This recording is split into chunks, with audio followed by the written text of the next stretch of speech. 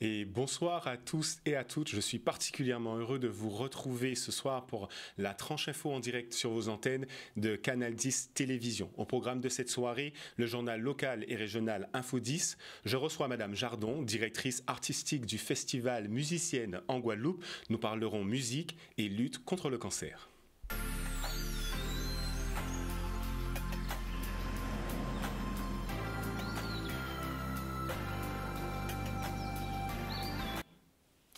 Nous sommes le lundi 21 octobre 2024 et nous commençons cette tranche par une rencontre qui a eu lieu samedi 19 octobre entre Moon Guadeloupe, le RPRAC, Rassemblement pour la protection des peuples et des ressources afro-caribéennes, Martinique et Guadeloupe, et les élus, ainsi que la population Ajari. Objectif de cette rencontre, un échange d'expériences entre les différentes organisations, notamment sur l'accroissement du nombre de produits concernés par la revendication sur la baisse des prix.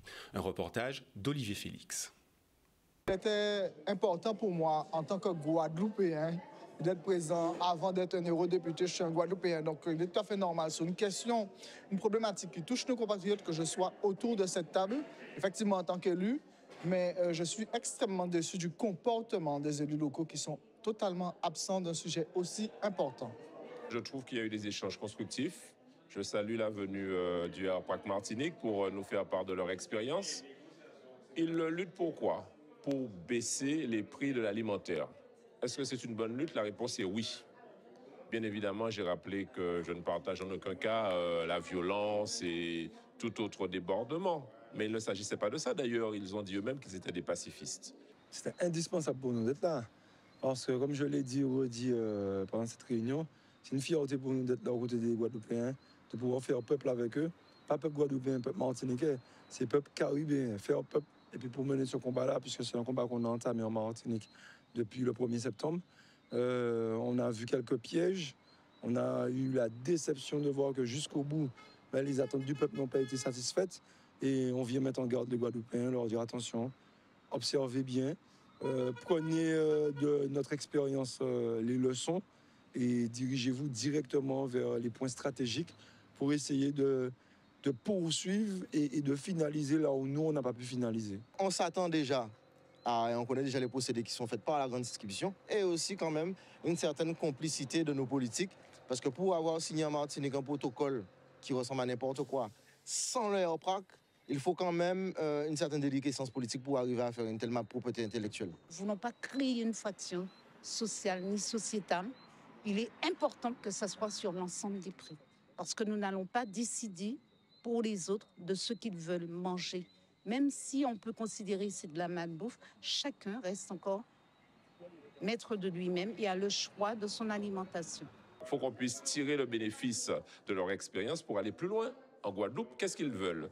Ils veulent qu'on ne se cantonne pas à 69 familles de produits, ils veulent qu'on se cantonne à tout l'alimentaire importé pour que les prix diminuent et soient adaptés au prix de l'Hexagone modulo les frais de transport uniquement. Je trouve que l'objectif est bon. Ils veulent que dans le protocole final d'accord, qu'il y ait finalement des sanctions et des délais et des moyens qui seront mis en œuvre pour respecter ces accords-là.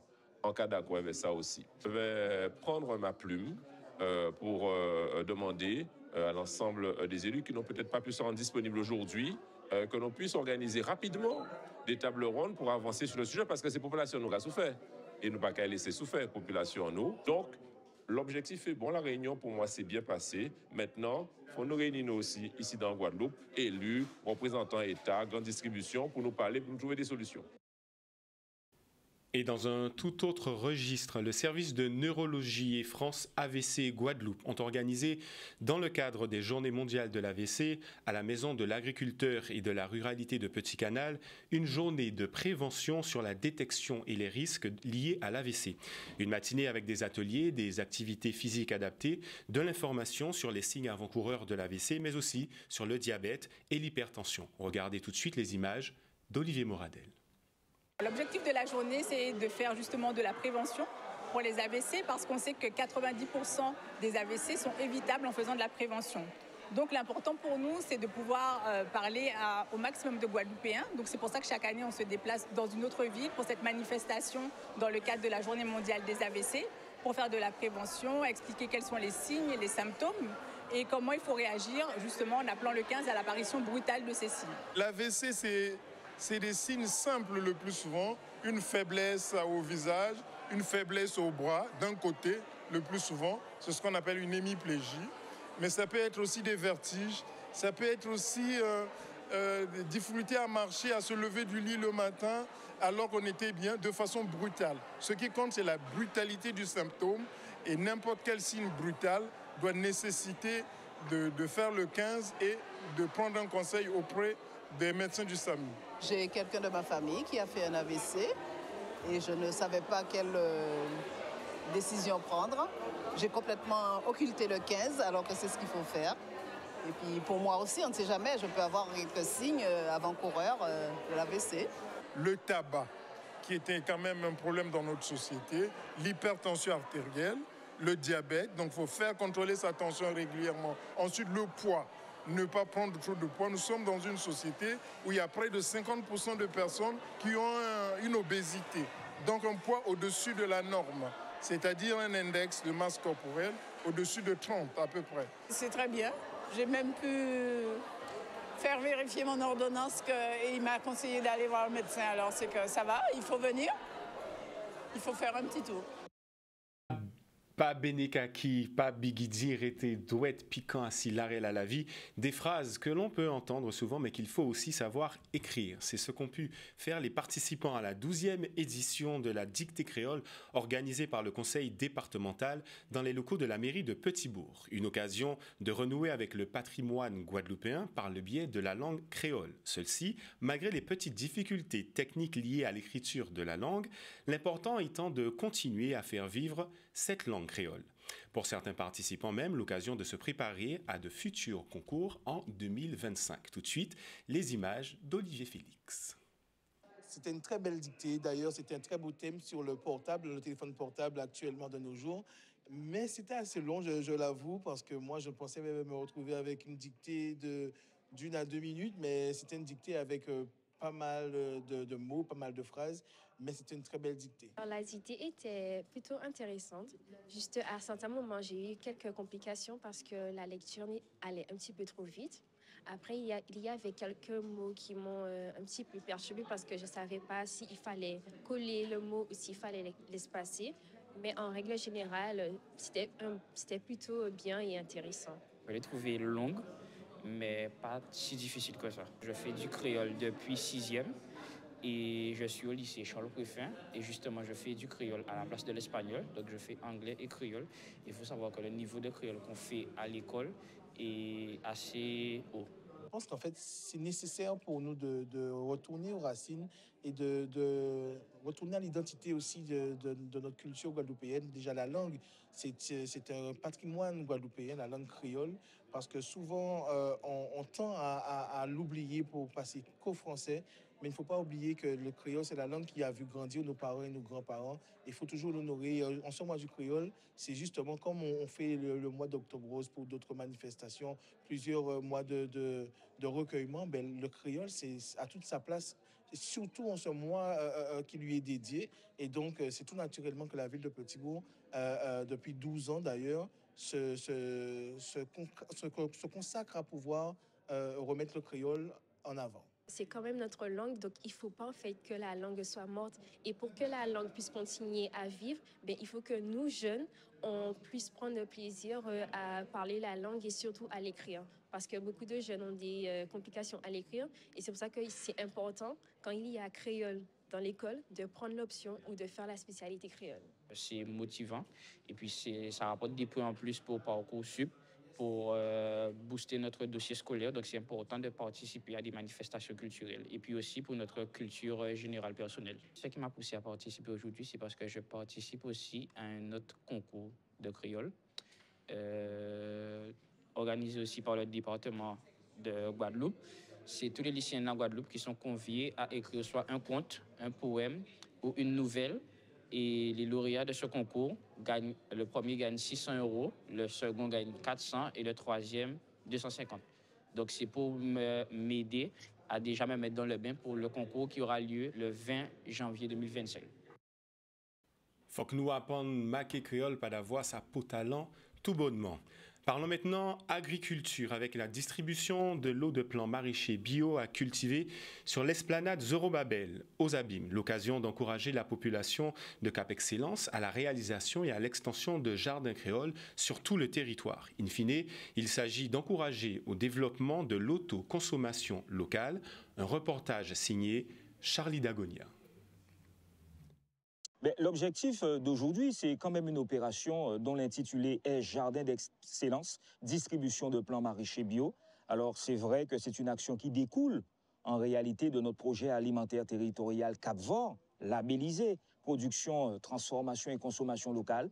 Et donc c'est vrai que dans le cadre de ce projet alimentaire territorial, nous avons organisé, nous avons élaboré un programme d'éducation alimentaire pour 2024 qui comprend un certain nombre d'actions, dont cette action-là qui consiste tout simplement à encourager les habitants de Cap Excellence tout simplement dans la réalisation, mais aussi le développement, l'expansion de jardins créoles. Jardins où fleurissent des plantes endémiques, endogènes de notre territoire. Et c'est vrai que ce sont des légumes pays, rimèdes rasiers. Et donc c'est vrai que quelque part nous favorisons le développement là de jardins parce que nous considérons véritablement que c'est important pour le devenir de notre territoire. La production, mais aussi la consommation de ces produits pour Cap Excellence. Et c'est vrai que là, nous souhaitons véritablement que la population s'oriente de plus en plus vers l'autoconsommation des produits locaux. Alors, du coup, pour la manifestation d'aujourd'hui, on a apporté des haricots verts, de la roquette un petit peu pour changer, du basilic, de la tomate, de la laitue, de la menthe Vicks, de la menthe Triclès, suivi de courgettes aussi. Donc pour la manifestation, c'est ce qu'on a programmé. Les gens se sont inscrits en amont sur le site de Cap Excellence. Ça leur a généré un ticket. Avec leur ticket, ils viennent ici. On est en drive, en formule drive, pour ne pas avoir trop de personnes qui affluent. Donc les gens empruntent un circuit dédié à tout ça. Ils sont scannés par leur bon est scanné. Tout ça pour fluidifier la distribution. Et puis ils font le tour, ils récupèrent leur paquet avec un grand sourire. Et ils continuent leur chemin. Le Guadeloupe aime ça, mais c'est surtout un besoin parce que de plus en plus, par rapport au prix des choses actuellement, on va devoir planter, avoir une toute petite autonomie alimentaire, que ce soit planter un petit bout de jardin, même si on ne peut pas tout avoir, on aura un peu de façon à subvenir à ses propres besoins. On ne va pas pouvoir vendre, mais on va pouvoir au moins subvenir à son propre besoin. C'est un élément fondamental de la politique que nous mettons. J'ai parlé tout à l'heure du projet alimentaire territorial, mais nous avons convenu à Cap Excellence, et nous le savons depuis 2020, que nécessairement la consommation, mais aussi l'agriculture en réalité de ce territoire, c'est un élément fondamental parce qu'il ne peut y avoir de développement de notre pays sans soutien à l'agriculture, mais sans aussi permettre à nos concitoyens de développer des jardins autour de chez soi. Et je reçois ce soir sur le plateau pour parler du festival musicienne en Guadeloupe, Madame Lydia Jardon, pianiste et directrice artistique de ce festival. Bonsoir Madame. Bonsoir cher monsieur, merci de votre accueil. C'est un plaisir. Nous sommes là pour parler du festival musicienne en Guadeloupe qui va avoir lieu les 22 et 23 octobre. Demain et après-demain. Absolument, un festival, on le comprend, autour de ces musiciennes. Pourquoi avoir décidé depuis plusieurs éditions d'avoir ce festival ici en Guadeloupe? Il y a 4 festivals musiciennes et ce fut le 2e après le festival Matrice sur l'île d'Ouessant depuis 25 ans. Ce ne sont que des coups de cœur successifs pour des lieux magnifiques, indépendamment de l'aspect humain. Je trouve que tous les gens ici, le plus simple, entre guillemets, personnages, ont tous un charisme. Vous êtes tous posés dans votre axe, tous positifs. On n'a pas ça à Paris, les gens font une tête effroyable dans le métro. Je me sens bien ici. c'est une question de vibration. C'est une question de vibration et nous allons donc vibrer lors de ces 2 concerts, 2 rendez-vous, nous allons le préciser. Vous avez parlé d'humain, on le ressent et d'ailleurs, je crois savoir qu'il y a des dons qui vont également être faits pour la lutte contre le cancer. C'est un festival, tout comme celui d'où je viens en Martinique, intégralement au profit de la Ligue contre le cancer, ici en Guadeloupe, dans le cadre d'Octobre Rose. Donc absolument. On imagine effectivement, dans le cadre d'Octobre Rose, cette manifestation qui sera organisée, mais vous-même, personnellement, je crois savoir que vous avez donné des concerts humanitaires déjà, vous avez été distingué d'ailleurs pour cela, je pense notamment à Sarajevo. Ici, aujourd'hui, en Guadeloupe, 2 rendez-vous à l'Archipel, le 23 octobre, mais aussi à la salle Georges Tarrère à Pointe-à-Pitre. Quel sera le programme? À quoi doit-on s'attendre exactement? Je voudrais avant tout que les gens qui ne connaissent pas ce festival, parce qu'il y a eu une absence pour différentes raisons de 6 ans ici, sachent que c'est un lianage, et le mot ici sur cette télévision est encore plus fort qu'ailleurs, c'est le lianage entre l'instrument identitaire, territorial, s'il en est, qui appartient à votre patrimoine inaliénable guadeloupéen, à savoir le cas qui accompagne, bien au-delà de cela même, qui improvise sur la musique classique. Ce sera le cas demain, salle Georges Tarrère, avec la cantatrice qui a vécu 23 ans en Guadeloupe, Coretta Jean-Alexis Moisac, que maintenant je retrouve en Martinique, puisqu'elle a choisi de se rapprocher de ses parents âgés. J'étais tellement heureuse de la retrouver avec Domi et Maureen, grande accordéoniste qui a remporté un très grand nombre de coupes. C'est dans ces termes-là qu'on parle de cet instrument totalement à part et si méconnu. Et 15 kilos qu'il faut gérer avec la maestria. Non, c'est quelque chose, croyez-moi. Et donc, Soad Magin, demain, tambouillaise, s'il en est, très bien connu et accepté des hommes ici, ce qui n'est pas simple. Et en effet, après-demain, à l'Archipel, toujours à 20h, ma partenaire russe, Alexandra Madvietskaya, et moi-même donneront quelques œuvres cultes du répertoire piano 4 mains, s'il en est, accompagné toujours de Soad Magin dans un final époustouflant avec la Rhapsodie in Blue de Gershwin jazzifiée déjà et doublement autentanculaire et rehaussé par le talent de Soad Magin toujours. On n'en doute point, un lien en âge, vous l'avez dit, un beau mariage entre le cas et un orchestre à 20 doigts, comme vous l'avez intitulé.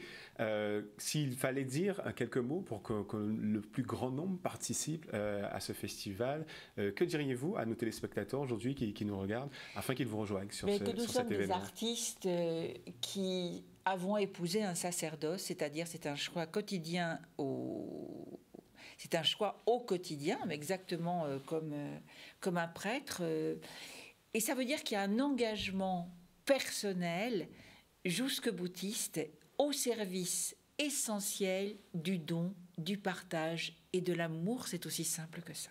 C'est de la musique, effectivement, le don, le partage et l'amour. Un site internet peut-être qu'on va préciser pour plus d'informations, musicienne en Guadeloupe. musicienneengguadeloupe.com, salle Georges Tarrère, à l'Archipel. Tous les dons recueillis, ce que vous avez servira forcément à cette cause de la lutte contre le cancer. Et à l'Archipel, évidemment, demain c'est au chapeau.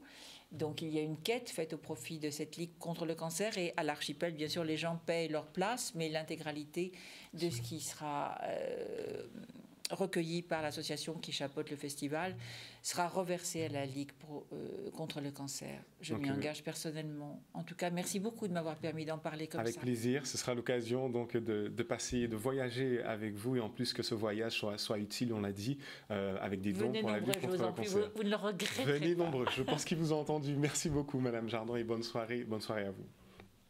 Et nous continuons donc sans transition avec cette conférence de rentrée d'UTIL, ce parti ultramarin, territoire indépendant, liberté, écologie et solidarité, présidé par Olivier Servat. C'était à la salle Georges Tarrère à Pointe-à-Pitre, un parti qui se veut aujourd'hui une nouvelle alternative dans le paysage politique guadeloupéen. Tout de suite, les images d'Olivier Moradel. tous les mois, on se réunit avec une quarantaine de commissions pour proposer un projet dans l'intérêt des Guadeloupéens sur les différents pans, notamment la vie chère, mais aussi les énergies renouvelables, le pouvoir d'achat, la sécurité, le retour des jeunes. Et puis aux prochaines élections, qu'elles soient régionales, départementales, nous voulons peser parce que nous considérons que nous avons une place alternative et complémentaire par rapport aux forces politiques existantes et aux mouvements citoyens existants. Il y a quelques années, j'ai travaillé déjà avec le parlementaire Olivier Servat, justement sur la problématique de l'eau. Nous avons été interrogés en tant que présidente d'association pour connaître un petit peu les doléances des usagers et comment on voyait la constitution du comité syndical. Dans cette lignée-là, il était tout naturel que je puisse apporter mon concours au groupe utile qui semble vouloir s'intéresser à toutes les problématiques en matière de politique sociale, de politique économique pour le territoire de la Guadeloupe. Utile en ce moment est très axé sur le retour des forces vivant en Guadeloupe, qu'ils soient jeunes ou moins jeunes d'ailleurs, mais surtout leur permettre, quand ils reviennent en Guadeloupe, de pouvoir totalement s'installer et pouvoir prendre aussi place dans que ce soit l'économie et dans la vie sociale en Guadeloupe. Et c'est en ça qu'on travaille actuellement sur la partie jeunesse. Mais on pense aussi aux jeunes qui sont déjà sur le territoire, qui sont partis, qui sont sur le territoire, et leur permettre vraiment de s'émanciper et de prendre totalement leur place dans la vie publique et dans la vie sociale en Guadeloupe. Les hommes et les femmes de ce pays en Guadeloupe se désintéressent en disant « politique à paix, changer à rien ». Eh bien, je crois que pierre après pierre, goutte d'eau après goutte d'eau, lorsqu'il y a de la bonne volonté, avec aussi des énergies nouvelles, des personnes nouvelles, qui ont des visions nouvelles, eh bien, je crois qu'on peut améliorer tranquillement. On ne va pas révolutionner tout d'un coup, mais on a notre pierre à apporter et je crois qu'on doit prendre racine au plus près de la population et ça commence par les échéances municipales dans 18 mois.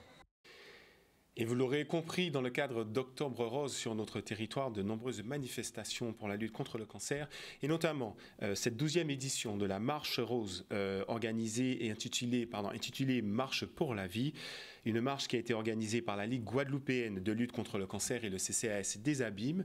Objectif de cette marche, que les femmes de 50 à 74 ans soient plus de 60% à réaliser des détections gratuites. Tout de suite, les images d'Olivier Moradel. Comme d'habitude, chaque année, depuis 12 ans, nous faisons cette marche Octobre Rose pour soutenir les maladies cancéreuses, notamment le cancer du sein.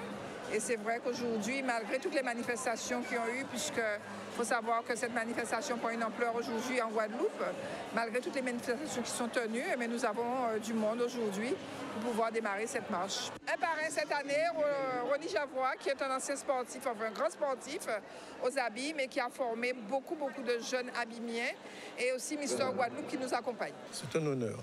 Je n'ai pas pu refuser pour X raisons personnelles et humaines. C'est-à-dire les deux causes, pour moi, à un moment donné, on est concerné. Et à un moment, on est concerné encore plus près, quoi, on dirait.